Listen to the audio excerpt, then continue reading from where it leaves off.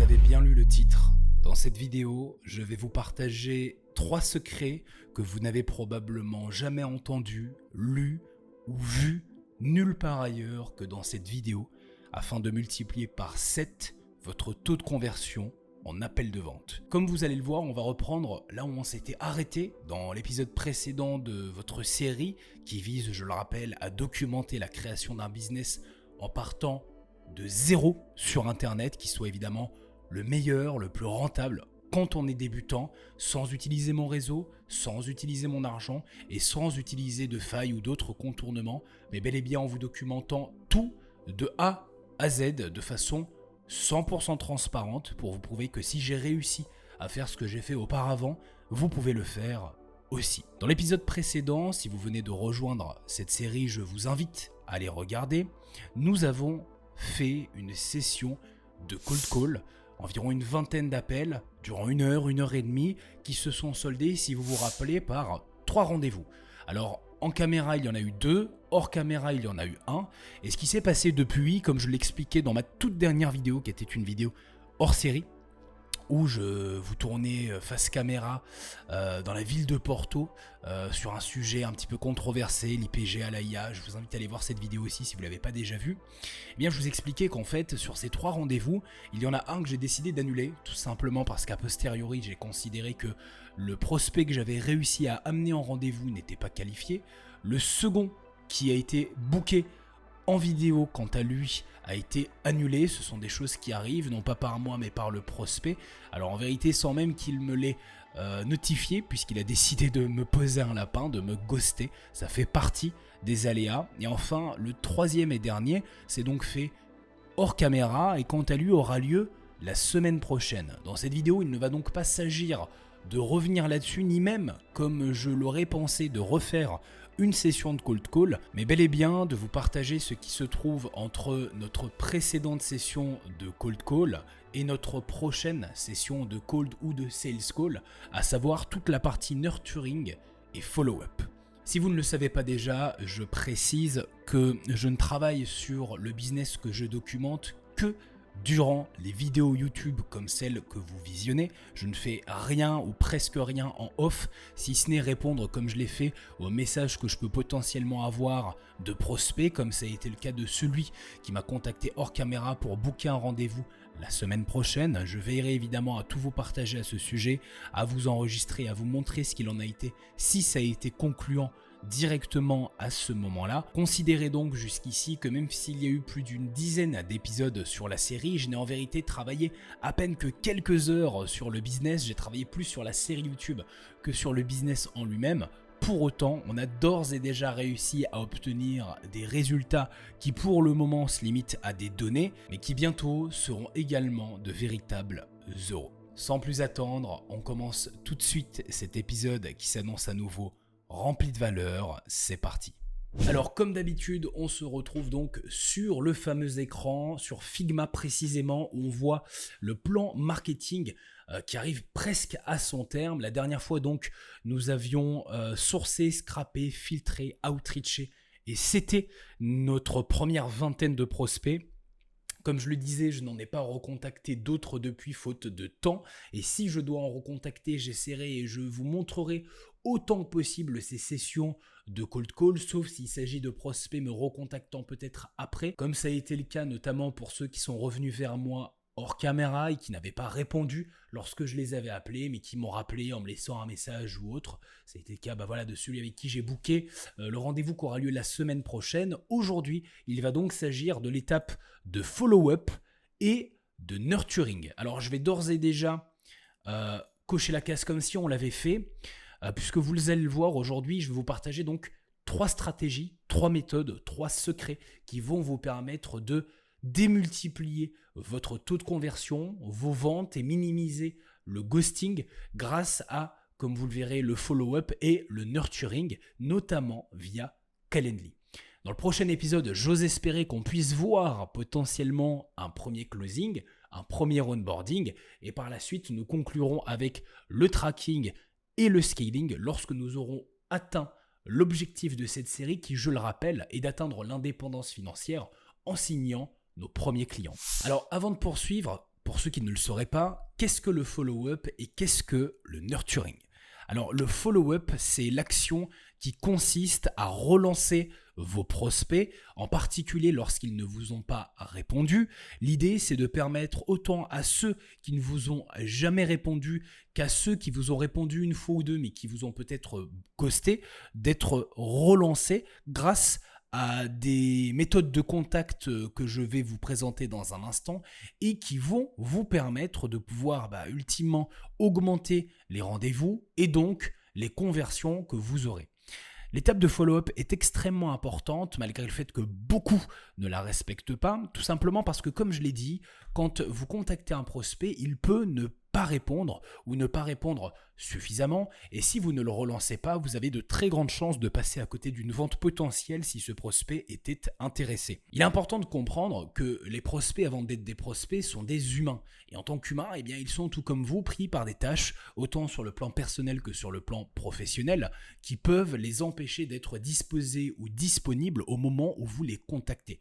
C'est là que le follow-up intervient puisqu'il vous permet, dans l'éventualité où ce serait le cas, de pouvoir les relancer à un autre moment, potentiellement via un autre canal, de telle sorte à ce que vous maximiserez vos chances d'avoir une réponse de leur part et donc une vente potentielle. Il y a deux choses à retenir avec le follow-up. La première, c'est que vous devez follow-up un maximum de fois jusqu'à avoir un oui ou un non. Il est donc crucial que vous compreniez que tant qu'un prospect ne vous a pas répondu ou tant qu'il ne vous a pas dit oui ou non, vous devez le relancer jusqu'à ce que ce soit le cas. Alors évidemment, le but n'est pas d'être lourd et d'harceler les gens. Le but est simplement, si vous n'avez pas de nouvelles d'eux, de les relancer jusqu'à ce que vous en ayez. Pour ça, en espaçant évidemment vos prises de contact, vous voudrez relancer, comme je l'ai dit, un maximum de fois vos prospects jusqu'à ce que vous ayez cette fameuse réponse tant attendue. Deuxième chose à retenir sur le follow-up, quand vous allez follow-up, vous ne voulez pas juste follow-up beaucoup, vous voulez follow-up beaucoup de manières différentes. Cela signifie que si vous avez déjà tenté de contacter votre prospect par téléphone, comme je le fais en cold call dans le dernier épisode de la série, et que ça n'a pas répondu, vous allez peut-être vouloir réessayer en cold call, potentiellement laisser un message vocal sur le répondeur, mais également envoyer un email ou encore un DM sur les réseaux sociaux comme LinkedIn par exemple. L'idée, c'est que vous ne vous limitiez pas qu'à un seul canal sur lequel pourrait peut-être indisponible votre prospect, mais que vous démultipliez vos attaques, pas juste en termes de volume, mais aussi en termes de volume de canaux.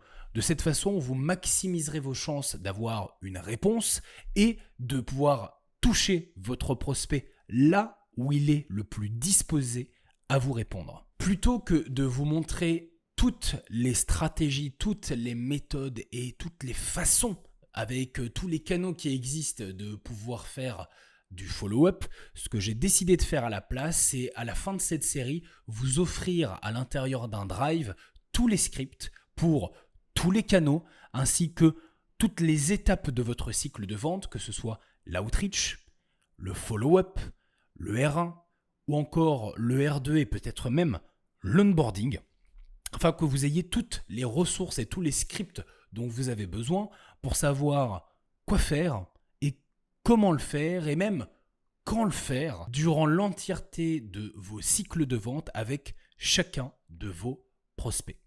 Je préfère ne pas partager ces ressources maintenant pour des raisons que je pense vous comprendrez.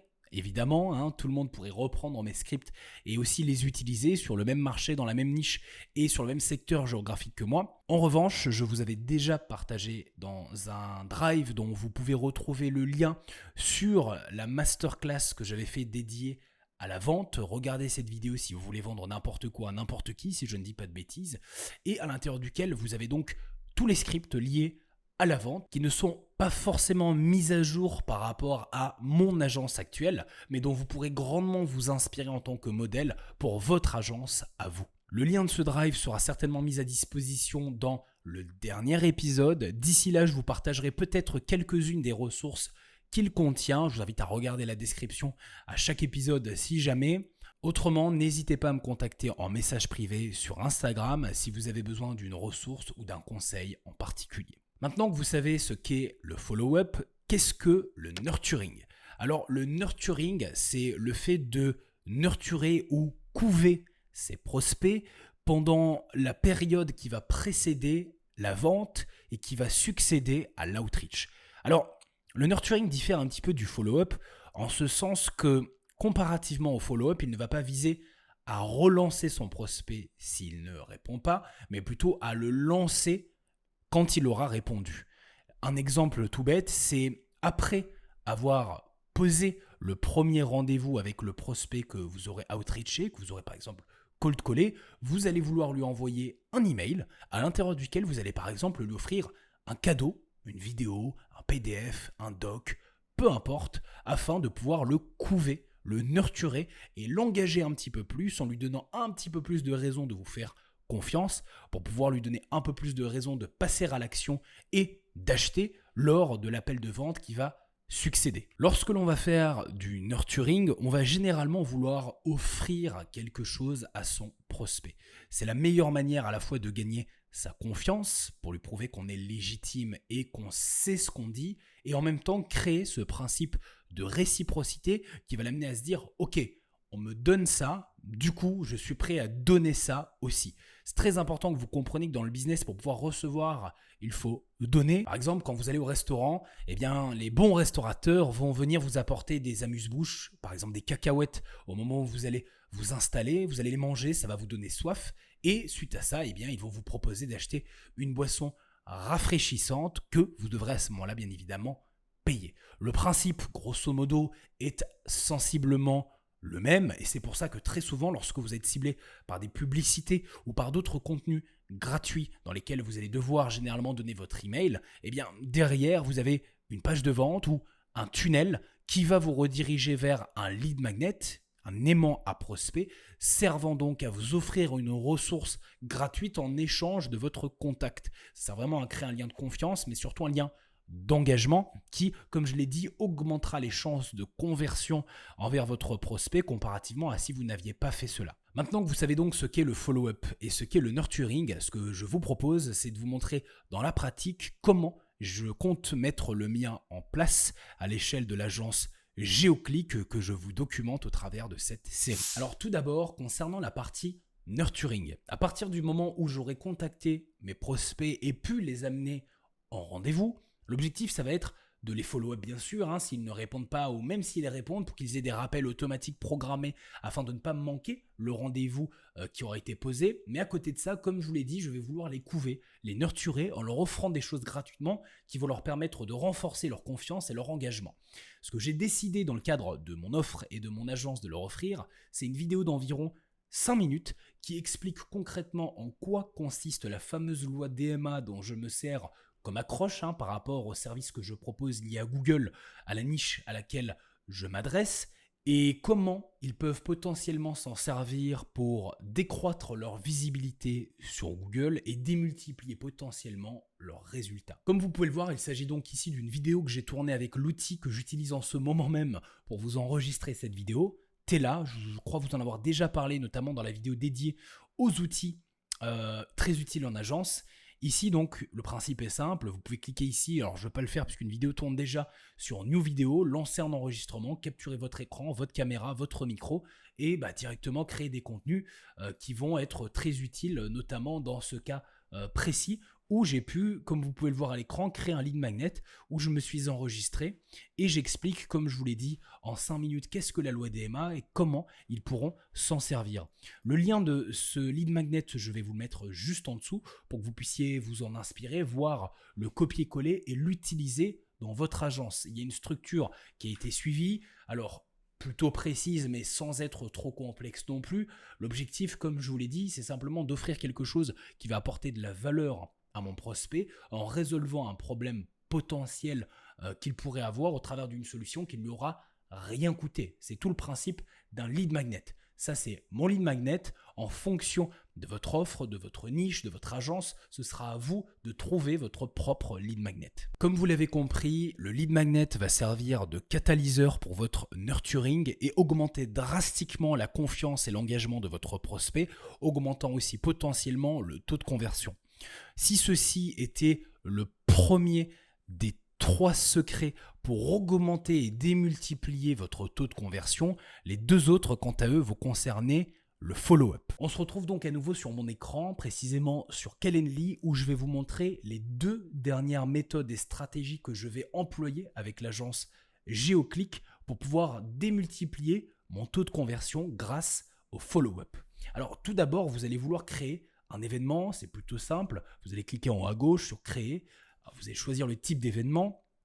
Ici, en l'occurrence, pour moi, j'avais choisi un événement de type privé où l'idée, c'est de pouvoir avoir un échange en tête-à-tête avec mes prospects lorsque je vais les emmener en rendez-vous. Puis, j'ai paramétré l'événement. Alors, je ne vais pas forcément le refaire ici. Il n'y a rien de bien compliqué. Vous n'avez qu'à suivre les instructions. Et donc, ça m'a donné cet événement-ci. Appel stratégique d'1 heure environ en privé, one-to-one, autour donc d'une date et d'un créneau qu'aura choisi mon prospect et qu'il pourra sélectionner sur à peu près n'importe quel endroit de mon calendrier. C'est ici précisément, si vous vous rappelez et que vous avez visionné le dernier épisode de la série, que je me rendais pour booker le rendez-vous pour mes prospects. Alors la question que vous posez peut-être, c'est où est-ce qu'intervient le follow-up finalement et les 2 dernières stratégies permettant de démultiplier votre chiffre d'affaires. Eh bien, vous allez les retrouver en fait ici, dans l'espace communication, qui est encore une fois assez sous-utilisé par ceux qui utilisent Calendly, et à l'intérieur duquel vous allez pouvoir paramétrer des automatisations qui, pour la plupart, sont déjà préenregistrées par mail ou par SMS. Des 3, la deuxième stratégie vous permettant de démultiplier votre taux de conversion va donc consister à mettre en place un maximum de ces automatisations pour envoyer des rappels automatiquement à votre prospect avant que l'événement ait lieu.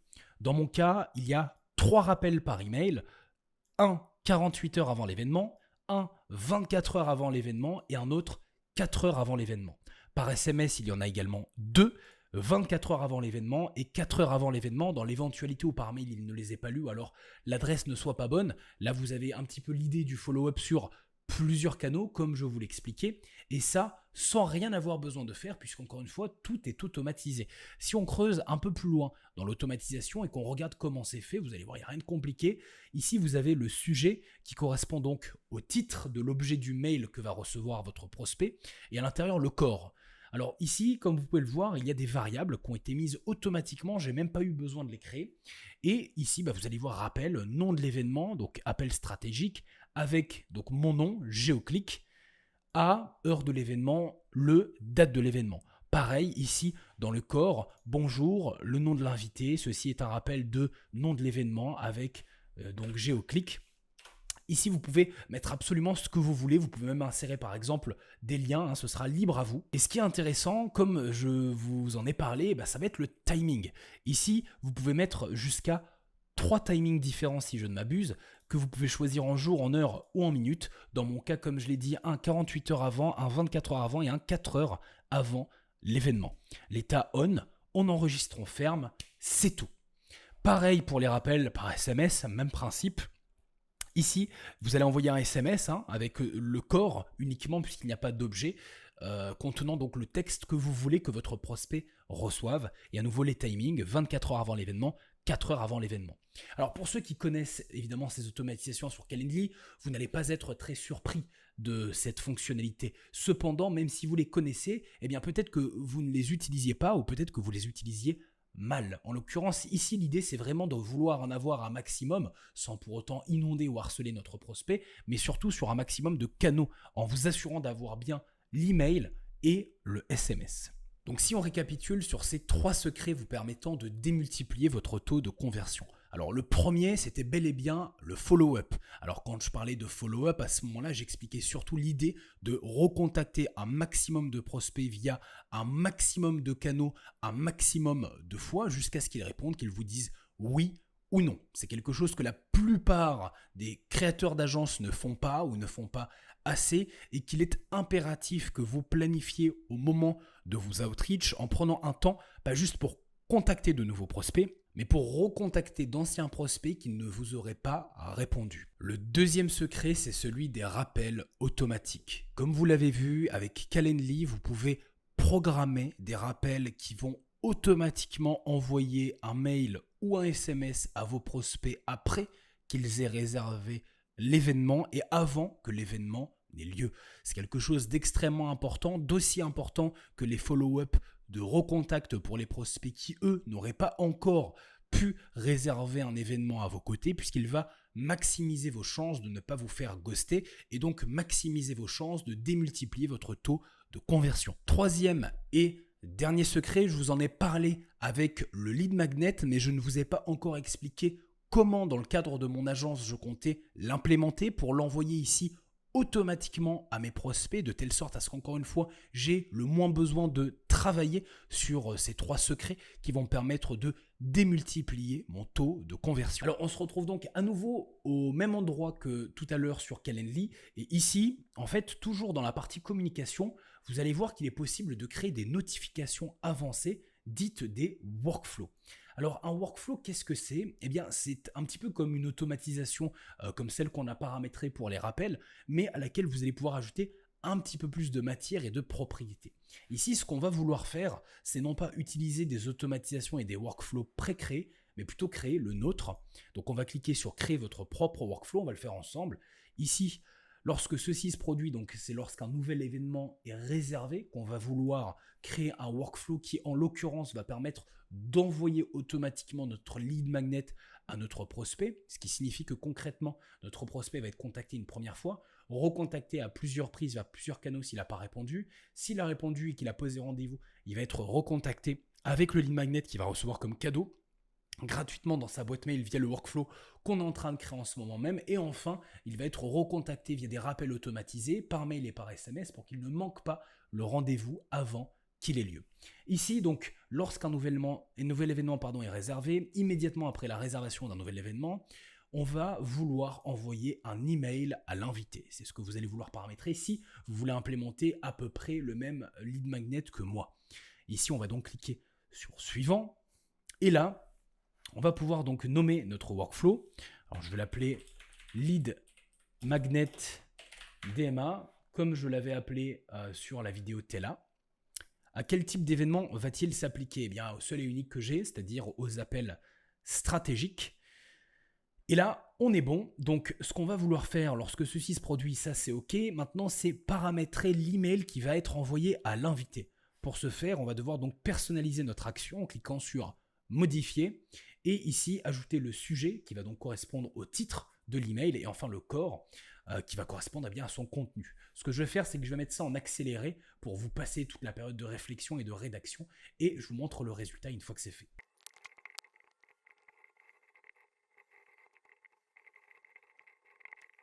Ok, là je pense que c'est pas mal. Du coup, dans le sujet qui, je le rappelle, correspond au titre ou à l'objet du mail, votre cadeau exclusif, 2 points, comment multiplier par 10 vos résultats grâce au DMA.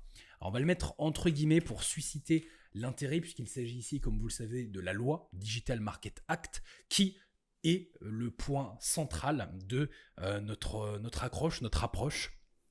Ici, on parle bien de cadeau pour donner une raison, encore une fois, de plus à notre prospect d'ouvrir le mail et de consulter ce qu'il y a dedans, évidemment, avec une promesse assez forte, comment multiplier par 10 vos résultats grâce à.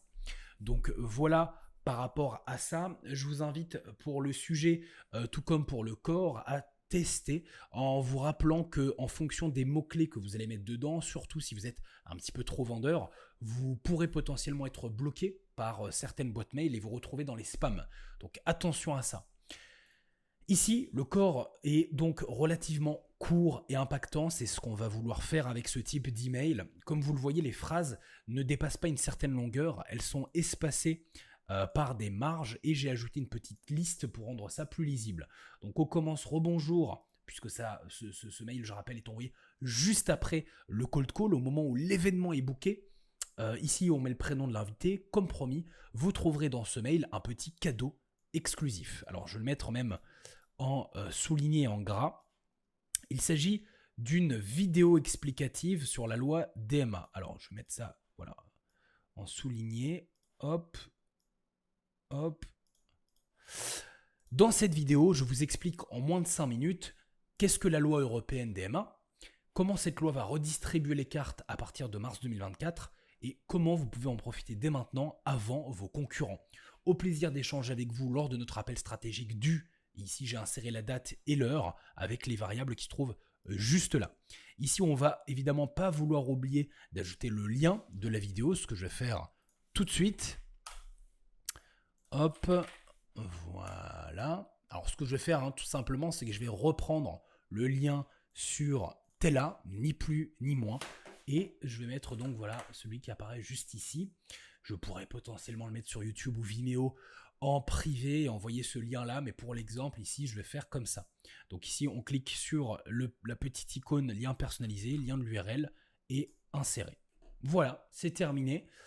Hop, on peut désormais enregistrer notre workflow en sachant qu'un workflow, le principe, c'est qu'on peut ajouter plusieurs actions. Donc en fonction même des réactions de notre prospect, est-ce qu'il clique sur tel endroit ou non du mail par exemple, on pourrait décider d'en envoyer d'autres et de faire comme ça tout un espèce de funnel. Ici en l'occurrence, ce ne sera pas le cas, en tout cas pour le moment. On veut rester sur quelque chose de simple, d'efficace et de fonctionnel, comme c'est le cas juste ici. Ce qu'on va à présent faire, c'est qu'on va s'assurer en allant dans nos événements et en regardant dans modifier que le workflow apparaît bien dans la partie communication. Et ici, c'est bien le cas. On le retrouve juste ici, en plus des automatisations. Donc, c'est parfait. Voilà, vous connaissez maintenant les 3 secrets qui vous permettront, je l'espère, de démultiplier vos résultats, votre taux de conversion et votre chiffre d'affaires. Dans mon cas, je suis convaincu que ça va le faire, en particulier par rapport au modèle de mon agence et à sa structure. Dans la prochaine vidéo, nous referons certainement une session de cold call ou alors nous passerons peut-être directement au sales call. Tout va dépendre du déroulé des événements des prochaines 24, 48, 72 heures et plus, en sachant qu'en fonction des retours que j'aurai éventuellement de mes prospects ou autres, eh bien j'arbitrerai en fonction et je choisirai l'une de ces 2 vidéos, en sachant bien sûr que j'aimerais pouvoir atteindre l'appel de vente et le closing le plus rapidement possible. Je ne me fais aucun doute quant à son arrivée imminente, le problème étant encore une fois, comme vous le savez, que je suis pris par le temps, notamment parce qu'en ce moment même je suis en plein déménagement, je m'expatrie à nouveau depuis le Portugal vers l'Asie, Kuala Lumpur. Je vous en ai parlé dans ma dernière vidéo hors série que je vous invite encore une fois à aller visionner si vous ne l'avez pas vu, où je me confie à vous encore une fois à ce sujet. Donc non seulement vous pouvez comptez sur moi par rapport à ça et pour boucler cette série le plus rapidement possible avec la signature des premiers clients ainsi que pour vous mettre à disposition toutes les ressources que j'ai évoquées précédemment sur le Drive. Comme promis, je l'ai dit, vous pouvez compter sur moi lorsque la série sera terminée. On arrive maintenant au terme de cet épisode qui, je l'espère, vous aura plu. Je vous donne rendez-vous comme d'habitude dimanche prochain pour la suite de votre série et d'ici là, prenez soin de vous.